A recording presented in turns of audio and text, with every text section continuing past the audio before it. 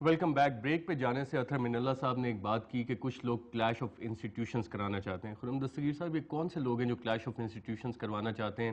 اور نواز شریف صاحب نے بھی ایک سٹیٹمنٹ دی تھی کہ جی وہ اس دفعہ عدلیہ کا ساتھ دیں گے. نواز شریف صاحب ٹروئیکا کی میٹنگ کے بعد کدھر کھڑے ہیں؟ جی وہ تو وہیں کھڑے ہیں. وہ تو دیکھیں، ٹروئیکا کی میٹنگ اگر صدر، وزیر اعظم اور آرمی چیف ملتے ہیں، اس سے جو ملک کے حالات ہیں ان کے اوپر کوئی ایفیکٹ نہیں ہے. اگر پاکستان کے اوپر، پاکستان کی اکانومی اس وقت خراب ترین حالت میں ہے، انسسٹینیبل ڈیٹ برڈن ہو گیا پاکستان کے اوپر، 9 کھرب روپے سے اوپر چلا گیا ہمارا پبلک ڈیٹ، تو ٹروئیکا کی میٹنگ سے وہ ڈیٹ تو نہیں کم ہو رہا. اگر پاکستان میں وار آن ٹیرر ہو رہی ہے، پاکستان کی ٹیریٹری پہ پچھلے 3 دن میں 3 دفعہ نیٹو فورسز نے انٹر ہو کے اٹیک کیے ہیں، فرائیڈے، سیٹرڈے، اور اس میٹنگ میں کانسٹیٹیوشنل میٹرز بھی ڈسکس ہوئے ہیں. اگر پاکستان میں جو ہے وہ عدنان خواجہ اور ریاض شیخ جیسے لوگ اپوائنٹ ہو رہے ہیں اہم عہدوں کے ہیڈز پہ، تو اس سے ٹروئیکا کی میٹنگ تو اس سے فرق نہیں پڑ رہی. یا پاکستان میں اگر حکومت جو ہے، یا تو حکومت نظر آئے اس میٹنگ کے بعد یہ کہتی ہوئی کہ جناب ہم جوڈیشری کے احکامات پر فوراً آج ہی عمل کر رہے ہیں، ہم ابھی وہ خط لکھ رہے ہیں جس کا سپریم کورٹ نے آرڈر کیا تھا، پھر تو ہم کہیں کہ ٹروئیکا کی میٹنگ. ٹروئیکا کی میٹنگ وہ ملے ہیں، لیکن جو 4 کی پوائنٹس میں نے آپ کو بتائے، economy, war on terror, bad governance اور جوڈیشری کے احکامات پر عمل درآمد، ان چاروں پہ اگر کوئی حکومت کی پالیسی نہیں بدلتی، اگر حکومت اپنی اصلاح نہیں کرتی، حکومت کا جواز یہ کہ ہمیں ٹائم ہی نہیں مل رہا، ہم سپریم کورٹ میں پھنسے ہوئے تھے. من اللہ صاحب، کیا عدالتیں آرٹیکل 248 کو ریکگنائز کرتی ہیں؟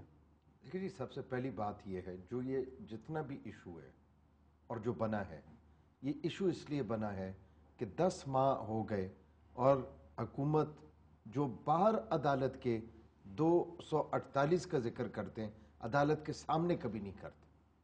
اگر یہ جا کے کہہ دیں تو واحد عدالت ہی وہ ادارہ ہے جو اس پہ اپنا فیصلہ دے سکتا ہے.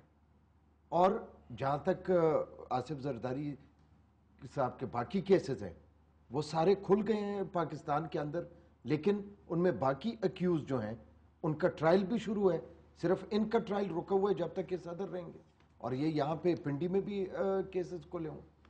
لیکن صاحب آرٹیکل 248 کلاس 2 بڑا کلیئرلی ایک لائن کہتا ہے، نو کرمنل پروسیڈنگ واٹس ایور شل بی انسٹیٹیوٹڈ اور کنٹینیوڈ اگینسٹ دی پریزیڈنٹ. میں عرض کروں، تھوڑا سا کامن سینس کی بھی بات ہے.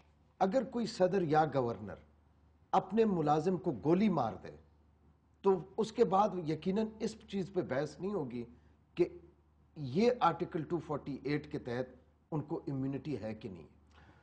صاحب، کیا سپریم کورٹ انٹرپریٹیشن کے لیے ہے یا ری رائٹنگ آف کانسٹیٹیوشن؟ یہ بڑی واضح لائن ہے کہ نو کرمنل پروسیڈنگ، جو آپ مثال دے رہے ہیں، اگر وہ بھی کیس آتا ہے اس طرح کا، تو یہاں تو آئین بڑا کلیئرلی کہہ رہا ہے کہ جب تک وہ دفتر میں تب تک ایسا نہیں ہو سکتا. اسی پہ 3 مختلف آراء.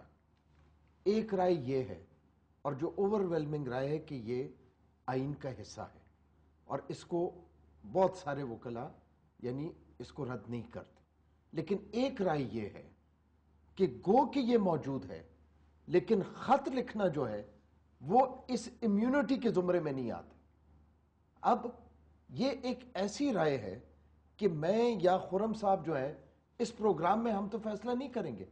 آپ لوگوں کو انفارم تو کریں گے. اس سے جنیوا کنونشن میں بھی ہیڈ آف سٹیٹ کو امیونٹی حاصل ہے. میں عرض کروں، انفارم نہیں ہو رہے. میں صرف ایک چیز مکمل کروں. بڑے افسوس کی بات ہے، اس وقت اس ملک کو استحکام کی ضرورت ہے. آپ بار بار ٹروئیکا کی بات کر رہے ہیں.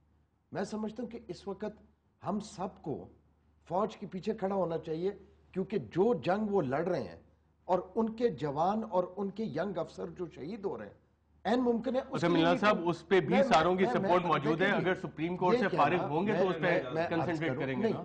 کنسنٹریٹ میں اور آپ جو ہے پبلک اوپینین کو انفلوئنس کرتے.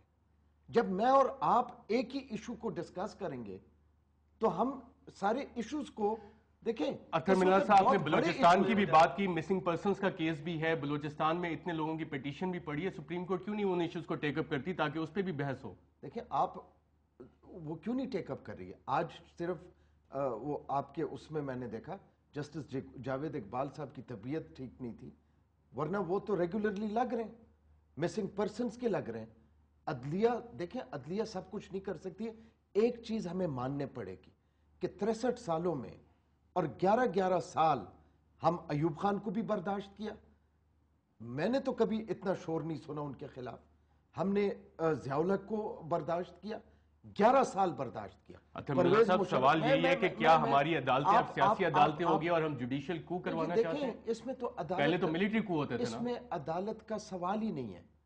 اگر کسی کی خواہش ہے کہ کوئی عدالت کے ذریعے کوئی کام کر سکے, اس کی خواہش اس عدالت سے نہیں پوری ہوتی. اس عدالت نے آئین اور قانون کے مطابق فیصلہ کرنا ہے, اور آج بھی جو انہوں نے کیا بہت سارے لوگوں کے دل ٹوٹ گئے ہوں گے, لیکن عدالت نے کسی کے خواہش کے مطابق نہیں جانا. نہ عدالت کسی کے حق میں ہے نہ خلاف ہے. بالکل, نہ عدالت کسی کے حق میں ہے نہ کسی کے خلاف ہے. ناظرین, اس پہ اپنی گفتگو جاری رکھیں گے, اور عبدالقیوم جتوئی جو سابق منسٹر فار ڈیفنس پروڈکشن ہیں, ان کو کچھ بیانات دینے کی وجہ سے ڈسمس کر دیا گیا, اور آج پارلیمنٹ کے باہر انہوں نے ہمارے رپورٹر سے مزید بات کی اور چیف جسٹس کے بارے میں کچھ کلمات ادا کیے, وہ ہم آپ کو بریک کے بعد دکھاتے ہیں.